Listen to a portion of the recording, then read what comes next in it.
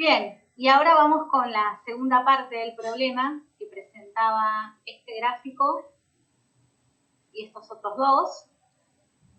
Acá también ustedes estuvieron compartiendo en el foro algunas impresiones, algunos de ustedes hasta dieron la idea de llevarlo a GeoGebra, ver qué hacían los estudiantes con eso.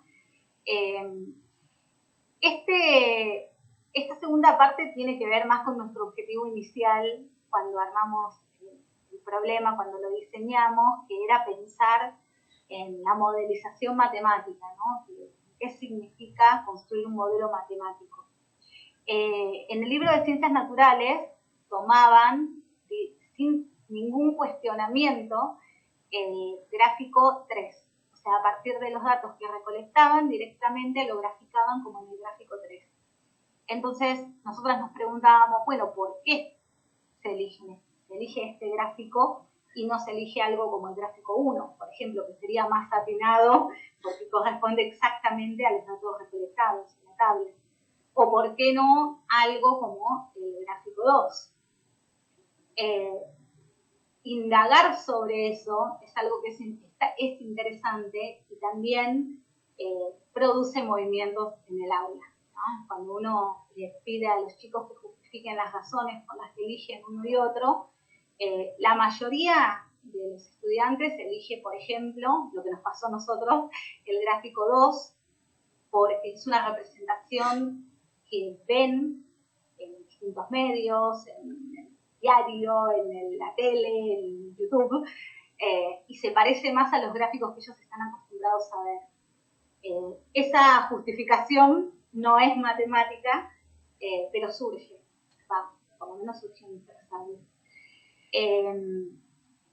Y bueno, nuevamente, lo interesante es traer la matemática acá y establecer con ellos que va a ser el tercer modelo, porque tiene que ver con la secuencia. A partir de este problema la secuencia continúa utilizando el tercer gráfico como modelo, y es el que elige Ciencias Naturales. Esta es un ajuste lineal de esos datos. Si los chicos lo intentan representar a los pares de datos correspondientes a la tabla en este gráfico cartesiano, se van a encontrar con que los puntos no pertenecen al gráfico, no todos.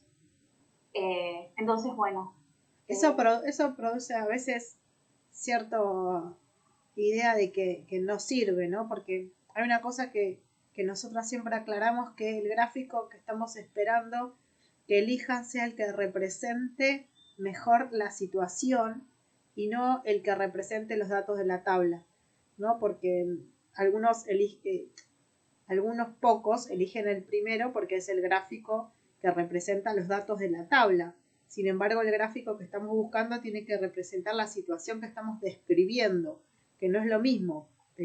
Por ejemplo, un argumento para desestimar el gráfico 1 como un gráfico que represente la situación es que representa un proceso que no es continuo, y sabemos que la variación de temperatura a través del tiempo en las circunstancias que nosotros estamos analizando es una situación continua, con lo cual ese gráfico interrumpe la temperatura o da la temperatura para algunos momentos y no describe el proceso de calentamiento, que es un proceso continuo.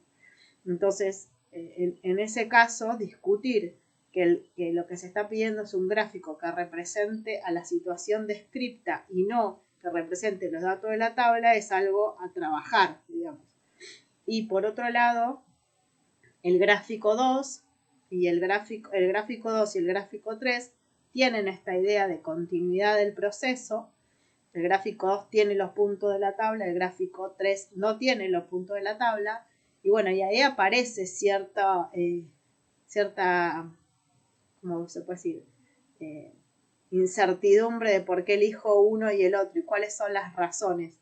Y todos nosotros sabemos que a nivel matemático es más simple tener una función descripta por dos tramos lineales que una función descripta por una cantidad de tramos lineales como es el gráfico 2. Entonces hay una cuestión de simplicidad matemática que se pone en juego al elegir el modelo, que hace que el gráfico 3 sea el que predomine en las ciencias naturales por su practicidad, porque es más fácil usar un modelo de ese tipo que el que está en el gráfico 2.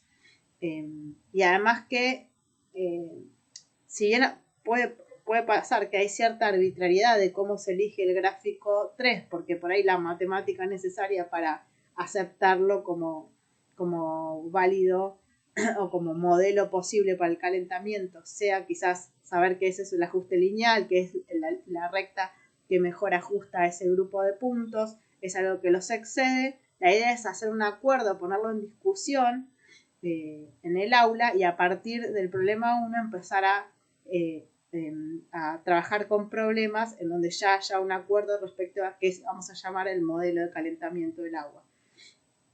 Eso está, creo que en el análisis que compartimos, y están como un poco cómo se podrían elaborar conclusiones y cómo establecer que ese es el modelo que vamos a usar desde el problema 2 en adelante, como el modelo del calentamiento del agua.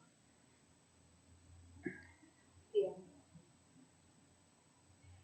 Bueno, con este problema lo que quisimos es, si bien sabemos que no es del todo innovador, que no utiliza nuevas tecnologías y que hay ciertas cuestiones que uno puede decir que son más tradicionales,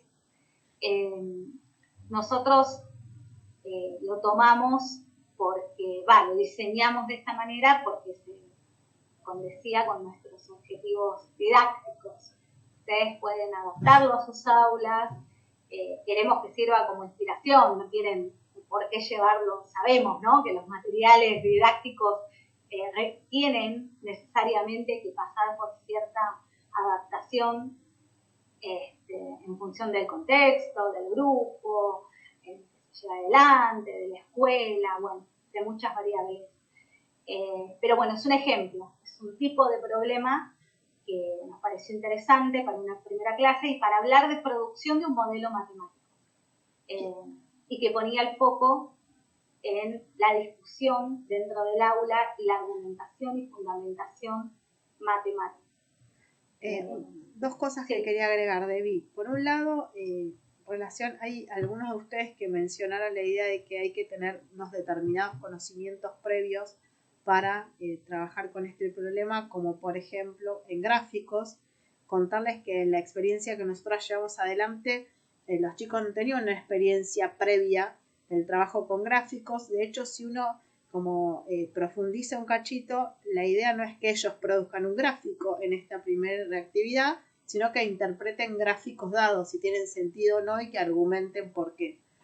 Y por otro lado, una cuestión que para nosotras era muy importante de poder poner en relevancia es la idea de que es un modelo matemático. Intenta describir la realidad de la mejor manera posible, pero no es la realidad. Por eso aceptar que el gráfico 3 no pasa por los puntos de la tabla, sino que pasa lo más cerca posible de la tabla, y que en ese sentido es una buena descripción de la situación, es algo a trabajar en este primer problema. Por otro lado, una cosita más que quería decir es que en caso que decidan hacer la experiencia, dediquen un tiempo a ver cómo diseñar eso, porque claramente casi ningún conjunto de datos queda alineado hasta el punto de ebullición, ¿sí? No es que están tomados mal los datos ni nada, sino que claramente no es lineal ese proceso, sino es que se modeliza mediante una función de variación uniforme creciente hasta el punto de ebullición. Digo porque tiene esos detalles de diseño de actividad que hay que tener en cuenta de cómo van a lidiar con esas diferentes tablas de puntos que no están alineados si uno deja tomar más de 2 datos, ¿no? Si dejo tomar 2 datos siempre van a quedar alineados, pero si dejo que tomen la cantidad de datos que quieran, posiblemente no queden alineados, sino que sean aproximables por un ajuste lineal. Bueno, nada, eso. Sí, son consideraciones que, cambia el problema. Y tengan en cuenta también los tiempos didácticos. Nosotras propusimos una secuencia didáctica que no lleva más de 4 o 5 clases. Entonces, bueno, si agregábamos la toma de datos, nos iba a llevar mucho más. No queríamos que fuera una secuencia eterna. Pero si se cuenta con el espacio y un laboratorio y demás, bueno, habría que articular eso. Bueno, por ahora creo que nada más, ¿no, Debbie? Nada más. Bueno, nos seguimos leyendo y intercambiando por el foro de la clase 2. Espero que ya hayan tenido oportunidad de empezar a leerla y nos seguimos en contacto.